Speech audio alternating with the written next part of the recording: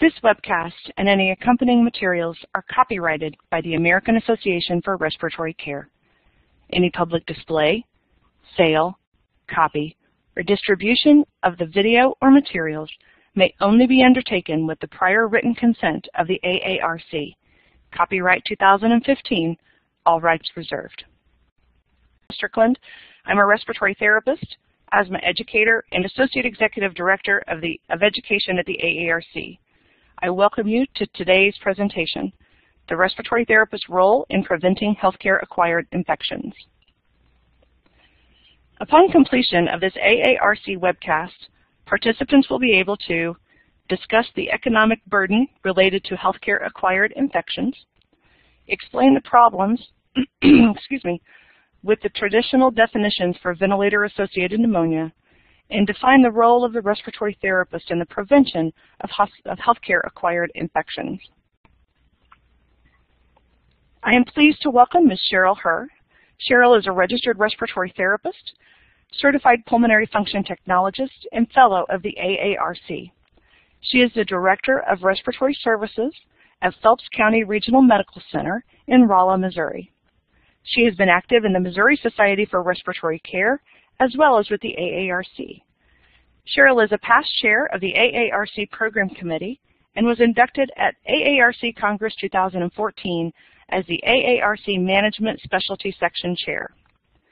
I disclose that I am a paid employee of the American Association for Respiratory Care, and Ms. Hoerr discloses that she has consulting arrangements with Cardinal and South Medic. Cheryl, welcome to the program. Thanks, Shauna, and welcome everybody. It's great to see you on this lovely January day. We'll get the year started off right and talk a little bit about the critical role that each of us plays in the prevention of any healthcare-associated infection development in our patients. And later on in this presentation, I'm definitely going to focus on how we can intervene and prevent VAP in our patients. So let's go ahead and get started. And there's no doubt today that hospitals are dangerous places, not only for our patients, but for caregivers.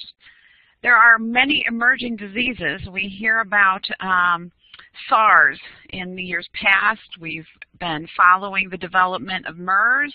We had Ebola outbreaks in the United States this year, and influenza is really hitting us hard right now because of the ineffective vaccine we have on board this year.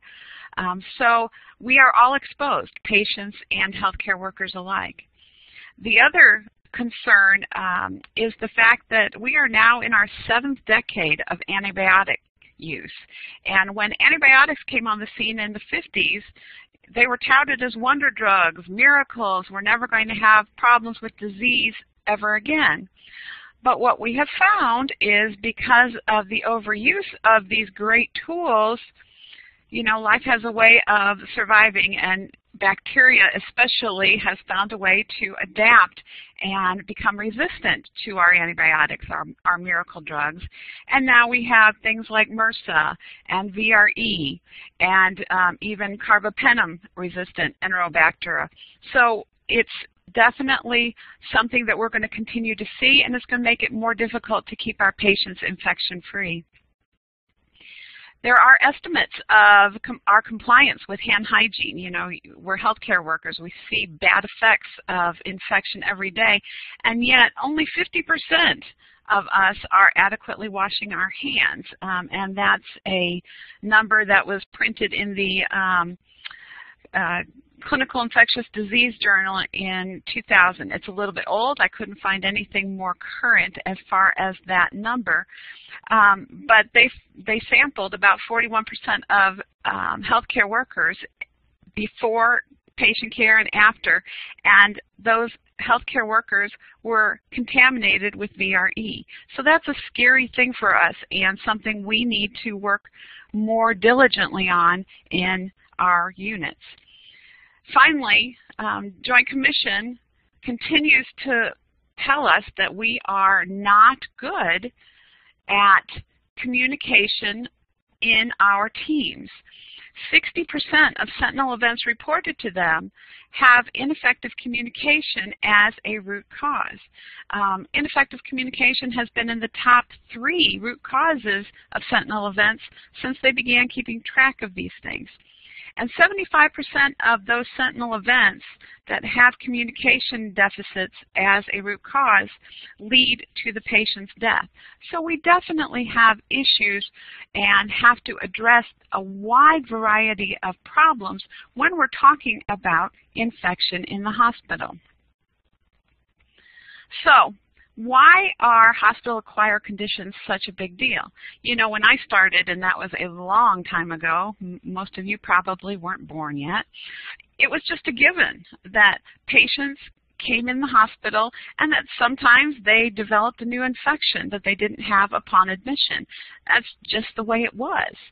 So what changed? Well, healthcare became so expensive that it really was beginning to be a huge burden on the nation's budget. In fact, in 2000, healthcare expenditures were almost 18% of our gross domestic product, and almost $2 trillion was spent overall on healthcare. That's huge, and those expenses were increasing about 6% a year. And I've said it before, I don't know about you, but I don't get a 6% raise every year. I can't afford to increase my healthcare expenditures by 6% every year. So something had to be done. Something had to change significantly, and that's when the Deficit Reduction Act came into existence. It was signed into law on February 8th in 2006, and what happened was within this bill, there was an identification of conditions that the government felt we really could prevent if we followed the evidence that was being developed, that we could do a better job at providing care to our patients and making sure that we didn't give them infections that they didn't come into the hospital with. And as a punishment, if you don't follow these evidence-based guidelines, then Medicare is going to withhold payment for those healthcare-acquired conditions, which makes sense. I'm not going to pay you if you cause the injury. So the costs were unsustainable, and something had to be done, and that's why we ended up with this program being held over our heads, and why your hospital administration ends up really focusing in on the things that clinicians are not doing correctly. If you look at this data from the CDC, this is the newest publication. It just came out earlier this year. The 2011 data is the most recent we have, and you'll notice that despite the small number of infection-related sentinel events cases reported to the Joint Commission, the number of patients acquiring infections in healthcare, as well as the number of patient deaths due to those acquired infections, remains fairly high.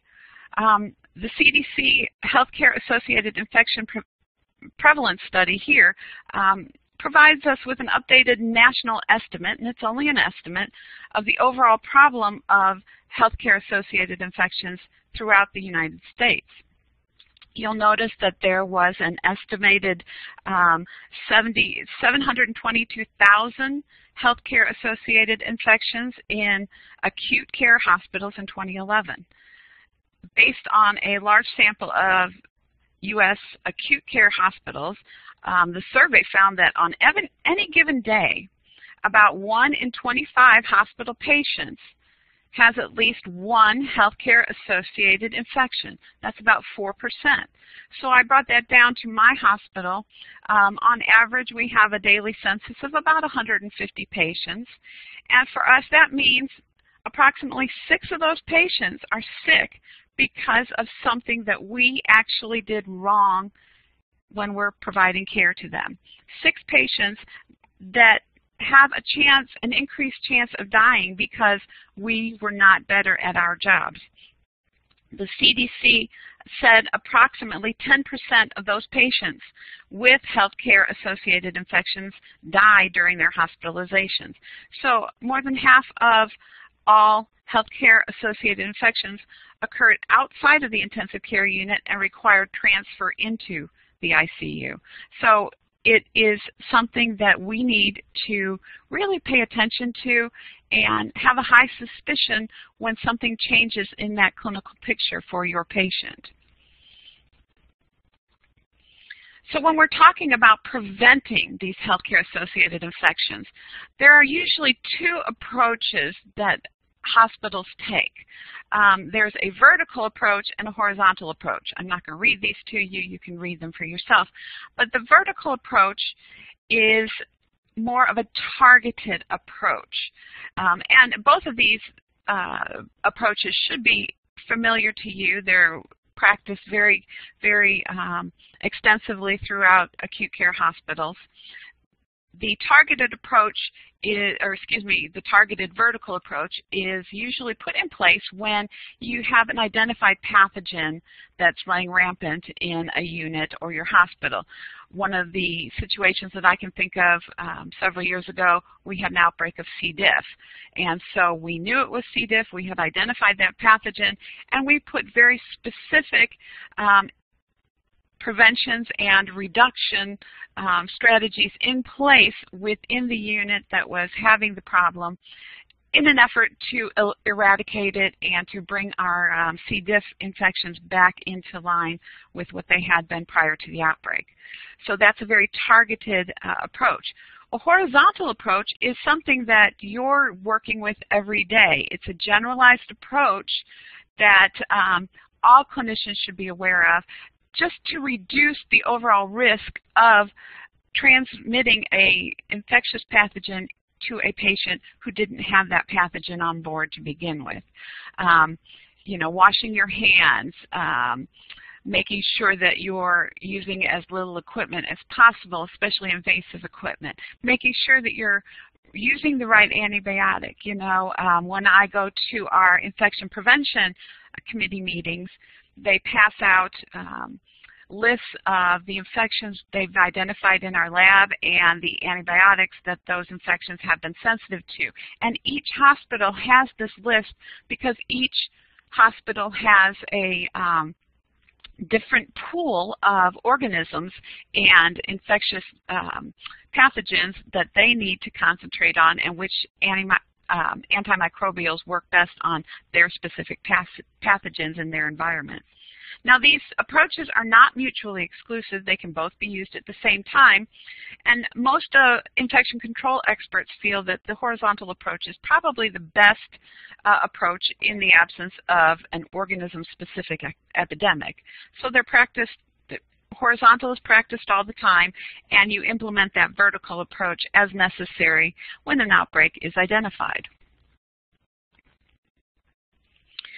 Now, earlier this month, we saw brand new data published by the CDC. This is the latest CDC report, and they describe, thank goodness, significant reductions at the national level, and this is 2013 data, for nearly all infections. You'll notice CLABSIs, central line associated bloodstream infections, have been reduced 46% from the time we started really looking at them in 2008 until 2003 when this data was compiled, 2013. So that's a huge reduction. On the other hand, if you look at the CAUTIs, the catheter-associated urinary tract infections, that shows an increase. And you think, well, why are they increasing? And there's some feeling that the data that we're getting is more extensive, more places are reporting infections, more details. So it's the fact that we are getting more data, therefore we're seeing more infection, whereas before these weren't getting reported. So are the numbers really increasing, or has that been there all along and we're just now getting a better handle on it, more accurate data? So that could be some of the reasons the CAUTIs increased. But you look at all the rest of them, surgical site infections and MRSA bacteremias, all of those have really shown a significant reduction, and I think we can take pride in that we've identified those issues, we're working on solutions, and the solutions we have in place are working. They just have to be applied consistently. And this report, if anybody's interested, is available free to the public on the CDC website. But the one thing I wanted to point out is that despite this progress, the nation as a whole didn't reach the goals that were set for 2013 by the HAI action plan that was developed in 2009. So we're making progress, but we're not making progress as quickly as those in charge want us to make progress. So something to take home with you. So let's talk a little bit more specifically about the economic impact of hospital-associated infection. As we said before, 10% of hospitalized patients develop an infection after admission. 10%, I mean, that's pretty significant. And when they develop those hospitalized, those infections, there are increased costs associated with providing the additional care that those patients need. They're related to a longer length of stay. Obviously, if you acquire a new infection, you're not going to get to go home as early as you should have been able to. You're probably going to need additional antibiotic therapy. You might need additional equipment and supplies to administer those therapies, additional IVs, and maybe you even need to go on the ventilator, more oxygen, whatever. And you need additional staffing for those days that the patient is remaining in the hospital.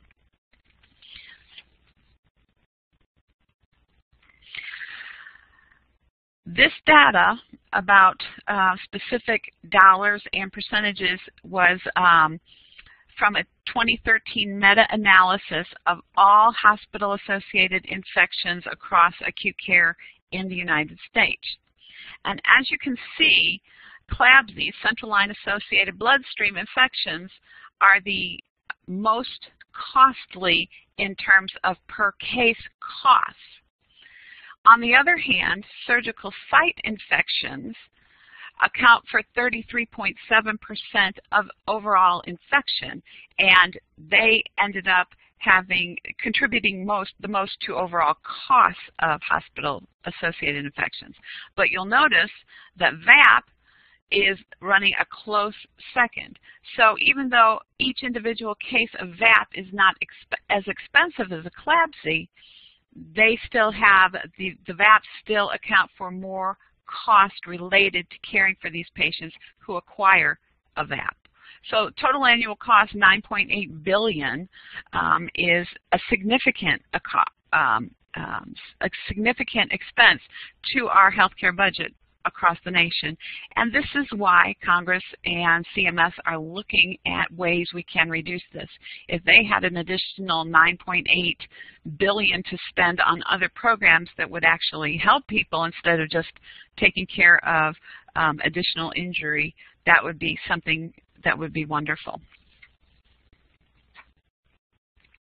So let's focus in a little bit closer into VAP.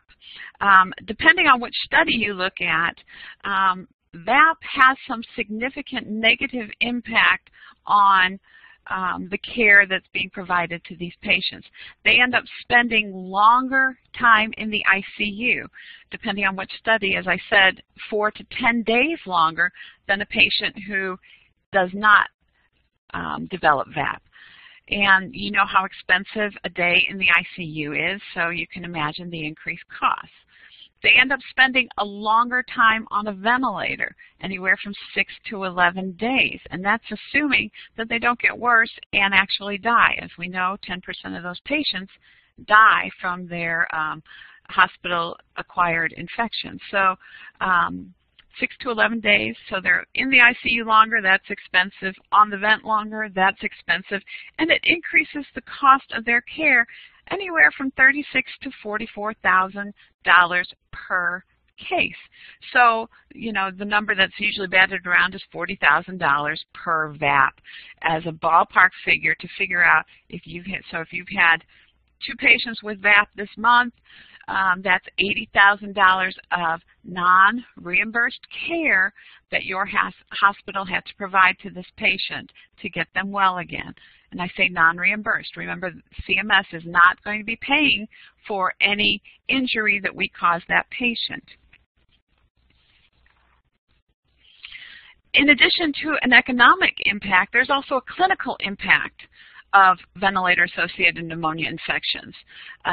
We know from the literature that 8 to 12% of intubated patients do go on to develop VAP, and when they do, they're very sick and they have a much higher mortality rate than a patient who does not develop VAP. There's an increased use of hospital resources. We talked about additional supplies, additional equipment they need, additional staffing to provide the care that they need. These patients are very, very sick. We've already talked about the additional days on the ventilator and the additional days in the ICU.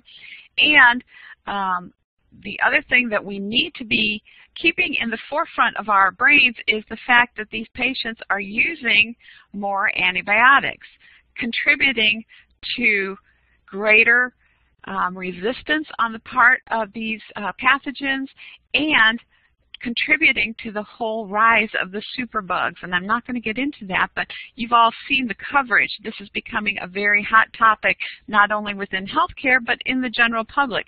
And it should be. It's a very scary thing. So we need to be doing all we can to limit the use of antibiotics. And how do we do that? Well, we just make sure that that infection never develops in the first place. The other thing I wanted to point out is for us to consider the opportunity costs. You know, if you have a patient who develops VAP, they're taking up an ICU bed for an increased number of days. And that means you can't admit any other patient to that bed or room, and possibly that will contribute to a decreased throughput for your hospital. And I don't know about your organization, but my emergency department is always scrambling to find beds to admit patients. Our emergency room is a very busy place, and that's pretty common throughout the United States.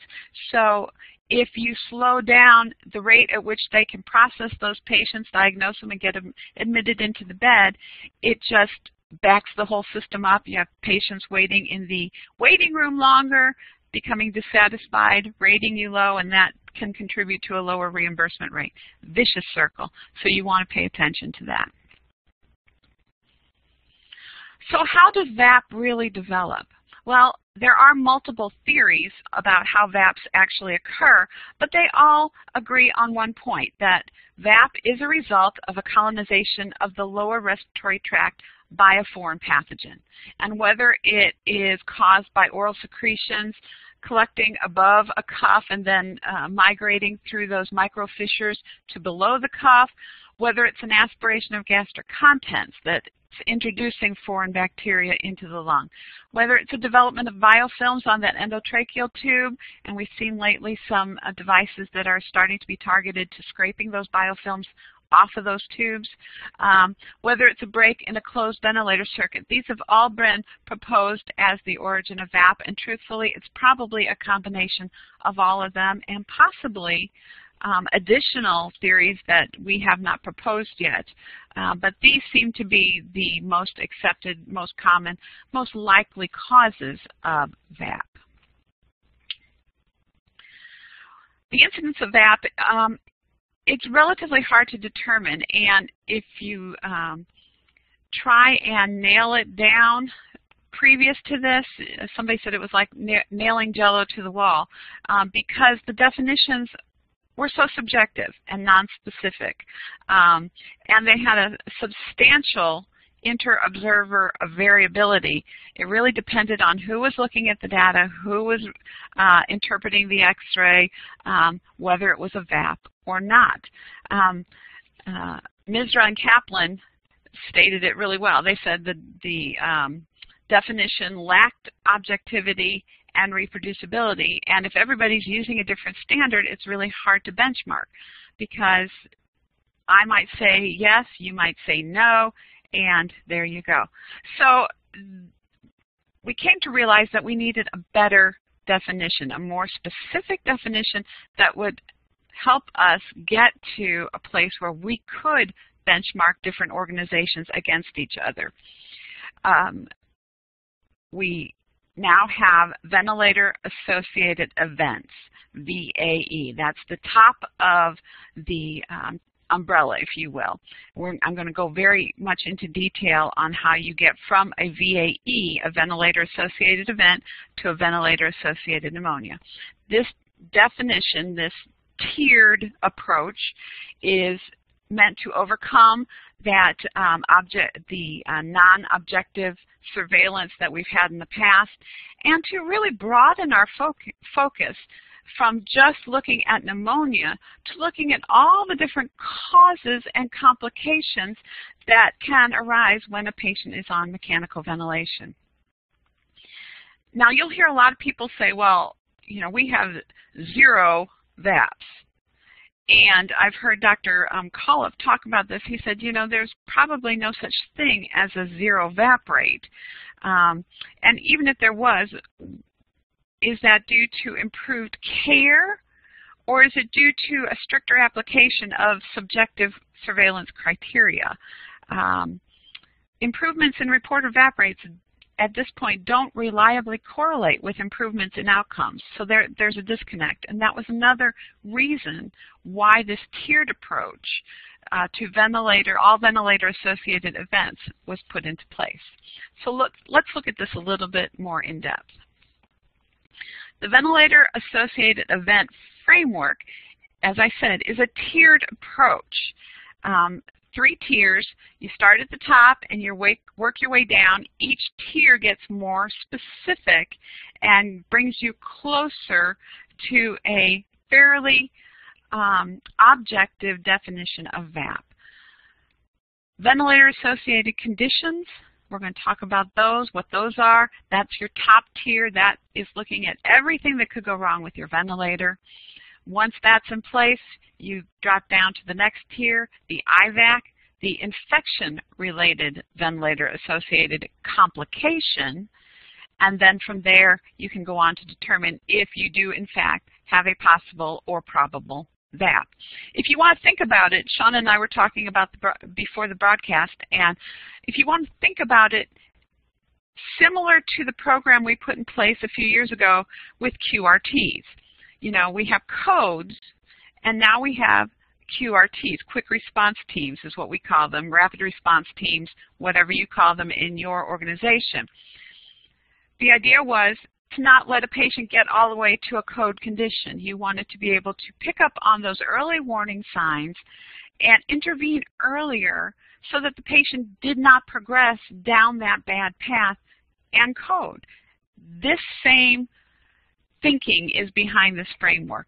We want to develop a better understanding and a better awareness of the changing conditions of a patient on a ventilator and intervene earlier if possible and prevent that patient from going down that bad path and progressing to an IVAC or a VAP.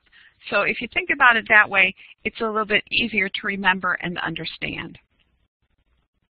So let's talk about a ventilator-associated condition. This is the first tier in the ventilator-associated event framework.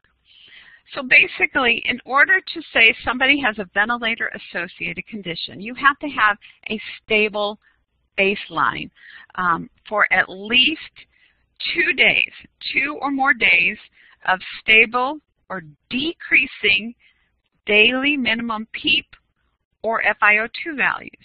If your patient never stabilizes, if you're going up one day and then down a little bit and then up another day and then a little bit down and then maybe up and up, you never have a baseline.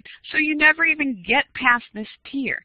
You have to have a stable patient so that you know, okay, they were pretty set, we were working, what we were doing was working, we were keeping them stable, and then they get worse. You have to have that baseline before you progress any further. So once you have that stability, you've had them on the ventilator for 2 days, they're stable, then you start watching them.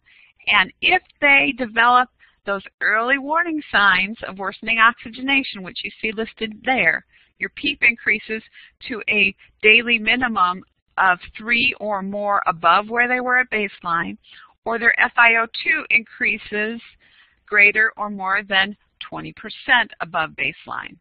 That is an indication, an early warning sign that something might be going on, and once again, those changes have to be sustained for greater than or equal to 2 calendar days.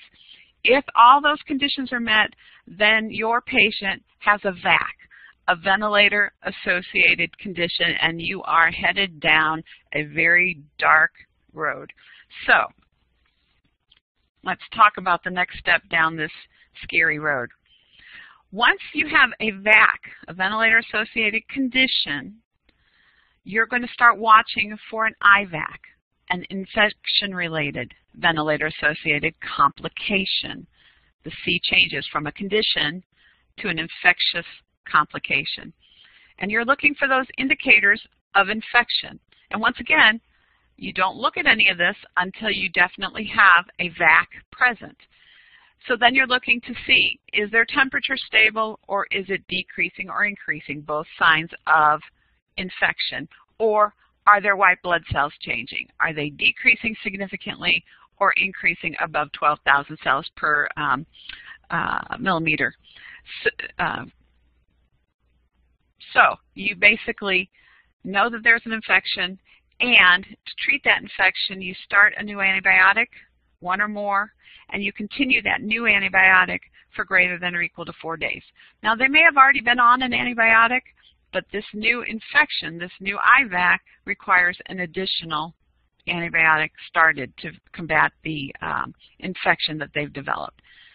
Once these conditions are present, then you now have an IVAC, and that's not a good thing. As you know, this is when you really should be concerned. You should be doing all you can, pulling out the big guns, doing whatever is necessary to keep this patient at this level or get them back up to the level before, and not proceed to the next and final tier, which is a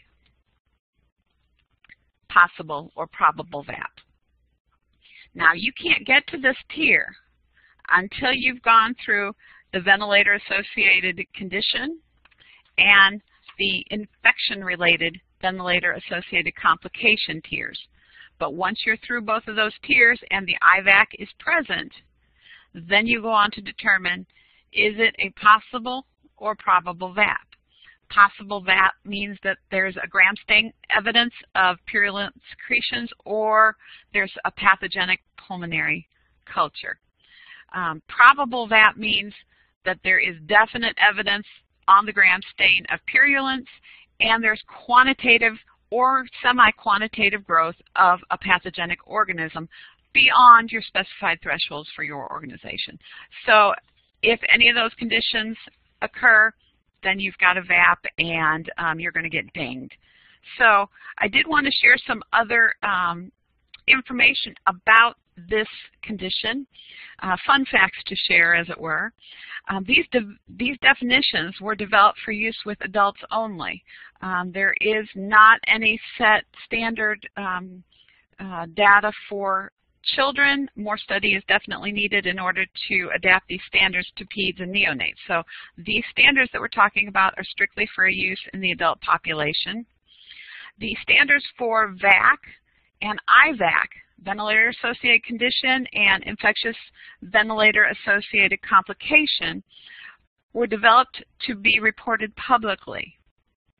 Further study needs to be done on the preventability and comparability before this happens, but those are the two that will most likely be reported publicly. The possible and probable VAP were developed as internal hospital quality improvement monitors. So they're not really suitable yet for public reporting or benchmarking, because clinicians and hospitals really vary widely in when and how they acquire and process pulmonary specimens from ventilator patients, and it's still very hard to compare VAP rates. But you can definitely compare the associated conditions and the infectious complications. So that's the new tier structure in a nutshell, and I'm hoping that makes it a little clearer, because I know in discussions with therapists around the state of Missouri, there's still a lot of misunderstandings about the new guidelines, and not really a familiarity yet, not a comfort level. And I think, once again, if you think about it as a QRT as opposed to a code, it becomes a little clearer, at least in my brain it does. So what are some strategies that we can implement to prevent us from going down this road and ending up at this situation where we have a possible or probable VAP? Well, it's going to come as no surprise to any of you that if you're looking at and talking about a ventilator-associated infection or event, you just say no to the ventilator. If we don't put the patient on a ventilator, we won't develop a ventilator-associated event. So if you don't tube them and don't put them on the vent, then you can't get to a ventilator-associated pneumonia. Although Dr. Coliff always said it's not really a ventilator-associated pneumonia, it's actually an endotracheal tube-associated pneumonia. And he kind of has a point, because we can non-invasively ventilate patients, and they don't seem to develop pneumonia as much or as frequently as those with that tube down into their lungs, for obvious reasons.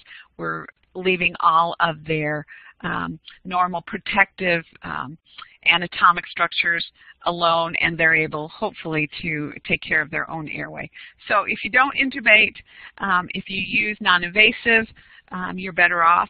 And your department is probably very similar to mine in that our invasive ventilation volumes have been remaining the same for about the last 5 years. You know, we're still doing invasive ventilation. There's never going to be a time when we don't, I think. But our non-invasive ventilation business has skyrocketed. We are increasing non-invasive ventilation at a rate of about 35% per year, which is a pretty steep increase in volume. So I think that's a good thing. I think it's better for patients, but it definitely requires a bigger investment in these non-invasive ventilators for your hospital. And on the management listserv, there has been quite a discussion for quite a while about, you know, do you allow patients to bring their own non-invasive ventilators into the hospital? Those are usually the patients with obstructive sleep apnea. Or do you provide them? This is a little different. You're treating somebody who's in here with probably acute respiratory failure, so they might not have their own equipment, but those are discussions that you'll need to have in your organization. If intubation can't be avoided, then you want to make sure that you're following that ventilator bundle that's been put in place. Once again, looking to the evidence to see what do we know right now, and are we implementing those strategies in an effort to keep our patients safe. So we're limiting sedation, and if we are administering sedation, we're at least stopping it once a day just to make sure that they need it, and sometimes it's the sedation and not the respiratory complication that's preventing us from getting that patient off of the ventilator as quickly as possible. And that's what you want to do. You want to do the daily spontaneous breathing trial, liberate them as early as possible. Once again, that 2-day mark, if you can get them off the ventilator before they have that 2 days of stability, then you never have to go down that dark and scary road towards a VAP. And we know now that the earlier you get them out of bed, even if they are on a ventilator, and you get them exercising, get them moving, don't let them lay in bed, don't let those secretions pool in their lungs, that they're going to be better off. That's difficult to do, but once you get a team of people who are very familiar with how it's going to work, who's going to help the patient, who's going to pull all the equipment, who's going to monitor the patient, it becomes easier the more you do it. So additional respiratory strategies, obviously we've been doing oral intubations forever. when I grew up as a baby therapist, it was very common to nasally intubate. I don't know that anybody really does nasal intubation unless there's a very overriding reason to, let's say oral trauma or whatever. Oral intubation, and even in that case of trauma, we tend to do a trach instead of a nasal intubation. We definitely want to minimize pooling of secretions, and there's been a lot published about subglottic suctioning on specialized endotracheal tubes. There was a meta-analysis done in 2011 and published in Critical Care Medicine that says if you do use subglottic suction, there's no reduction in mortality or length of stay, but subglottic suction does reduce VAP rates by about 55%. It reduces the time on the ventilator by about 1 day, and also reduces the time in the ICU these patients spend by about a day and a half. So that's the big meta-analysis. So subglottic suctioning does seem to work. As far as oral care is concerned, Fraser published an article in Critical Care Medicine in 2013 that they studied a large group of patients, oral care and oral decontamination and chlorhexidine.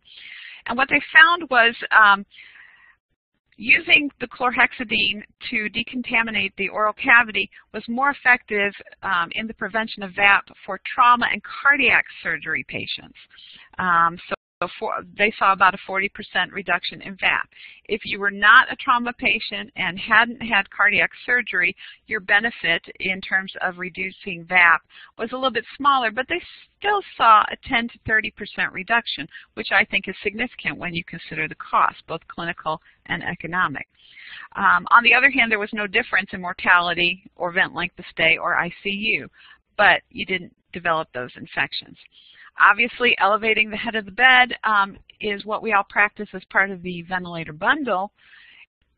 It's not necessarily anything that's really been shown, yes, this elevating the head of the bed reduces VAP, but it's effective in keeping the patient from compressing their lungs. It's easy, it's cheap. And we're at the bedside anyway, so why not do it if you can? That was the feeling of most of the articles I read. And as far as limiting vent circuit breaks, we all do that. We don't change vent circuits routinely. I remember those days when you charged out of the department with 6 circuit changes, and you just went bang, bang, bang down every ICU room and changed those circuits the first thing every morning. And I just shake my head, think of how many VAPs I gave to these poor patients. As far as active or passive humidification, using an HME definitely limits the collection of condensate in the circuit and reduces the chance of flushing that contaminated condensate back into the lungs. It decreases the colonization of the circuit, but there is no evidence to show that it reduces VAP. So HME versus a active humidification, it's your choice when it comes to VAP prevention. You may use it one or the other for other reasons, but neither one has been shown to be superior over the other as far as reducing VAP. Additional strategies. So there's insufficient data really on these next strategies. They may or may not decrease ventilator length of stay, ICU length of stay, and mortality.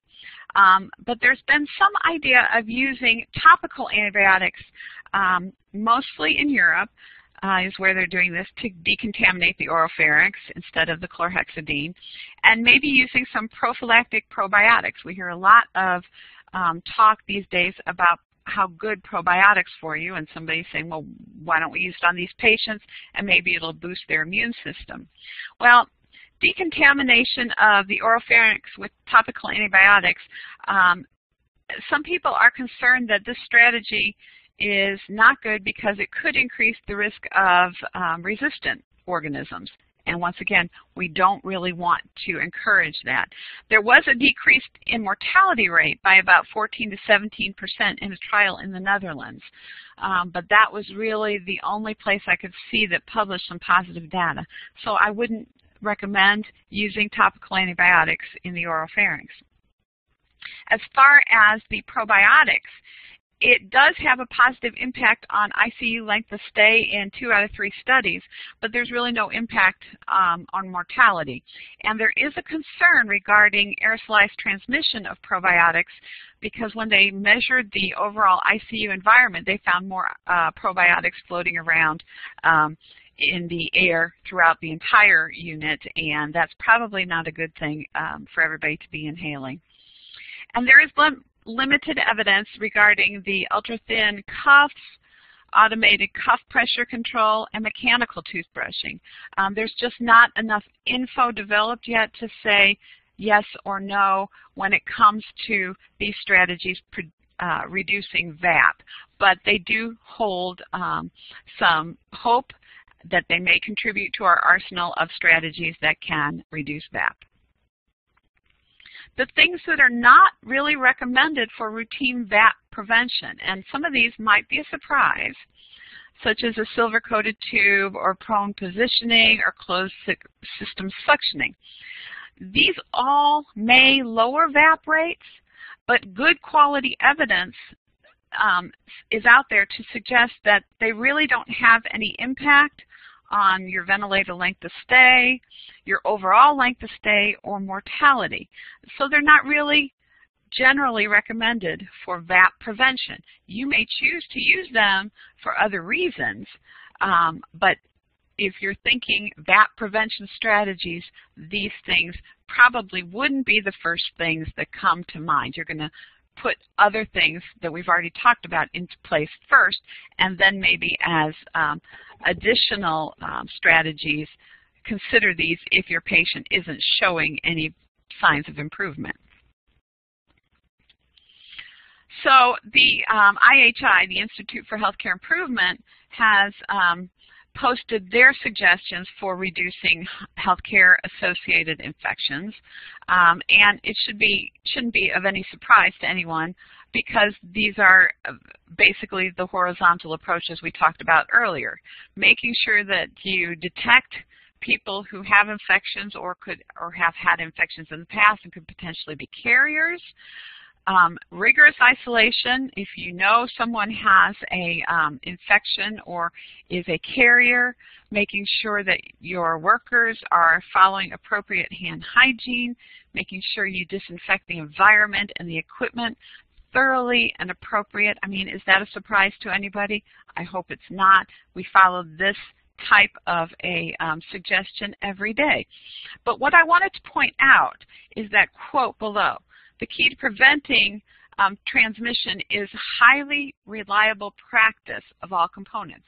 Highly reliable is a very specific term that means you do it every single time, no matter what, in the same way. Everybody does it appropriately, does it the right way every single time. So if you are absolutely practicing highly reliable care, there really is no variance in your practice once you've figured out what works.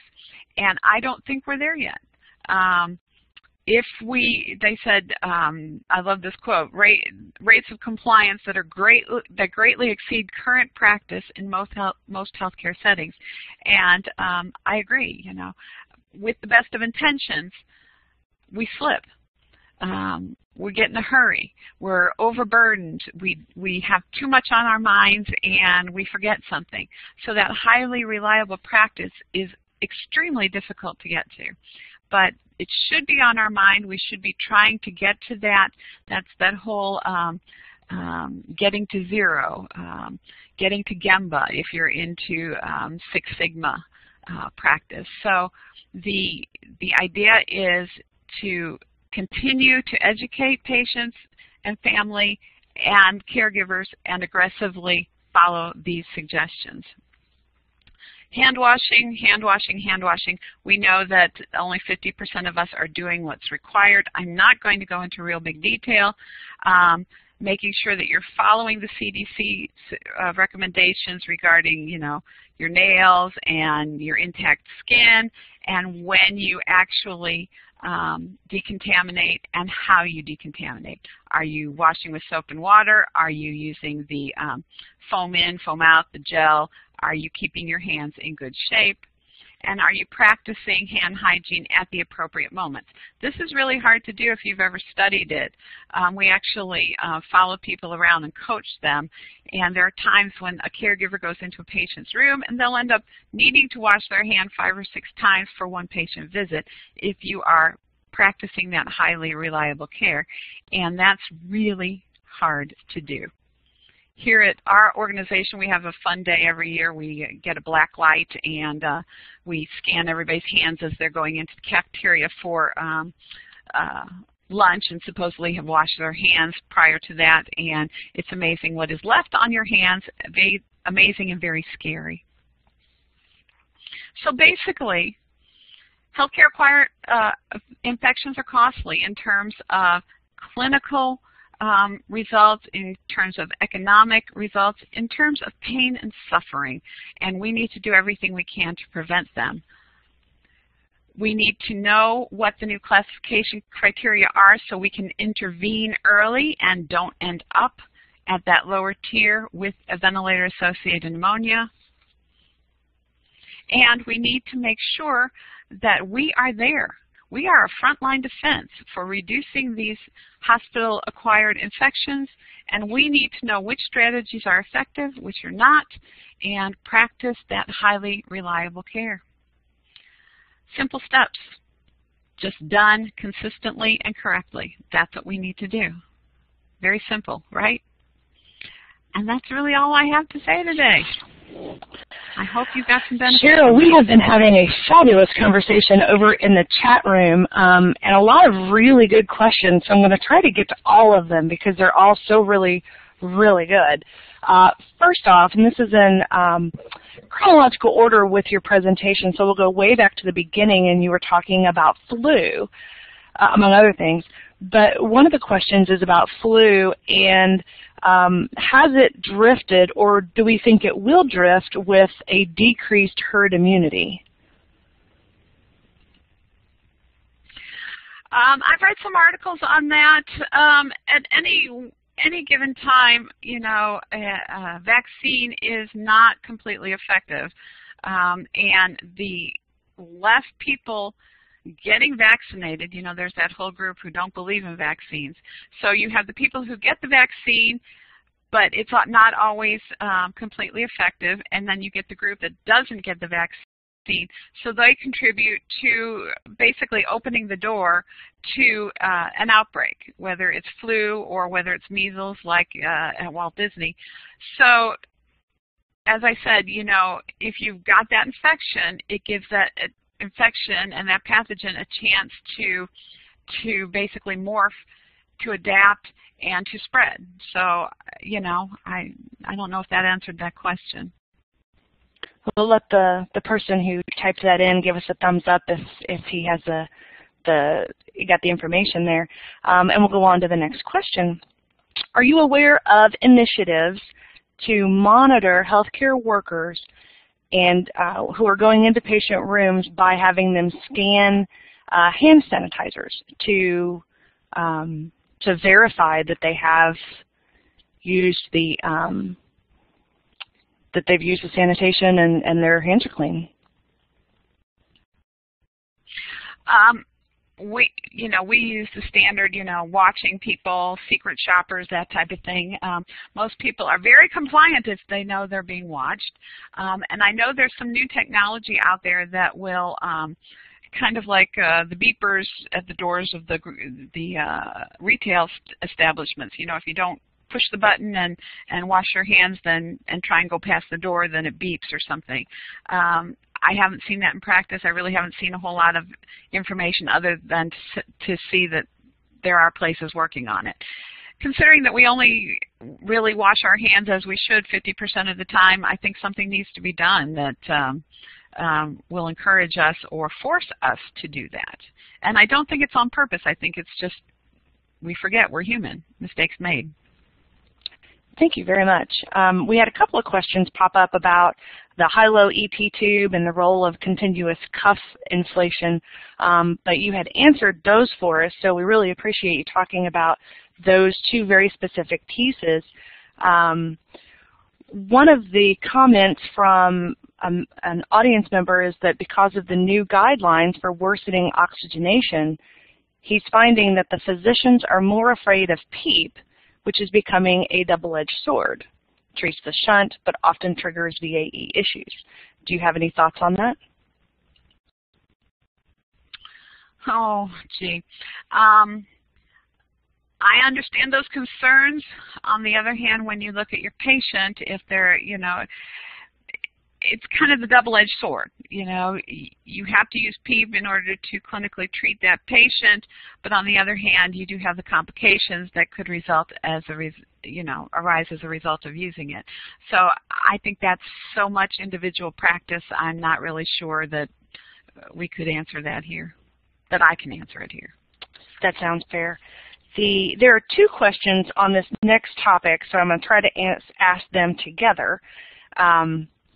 Since breaking the ventilator circuit should be limited, what is known about draining humidity rainout from the inspiratory limb back into the humidifier chamber? That seems that it would also be harmful.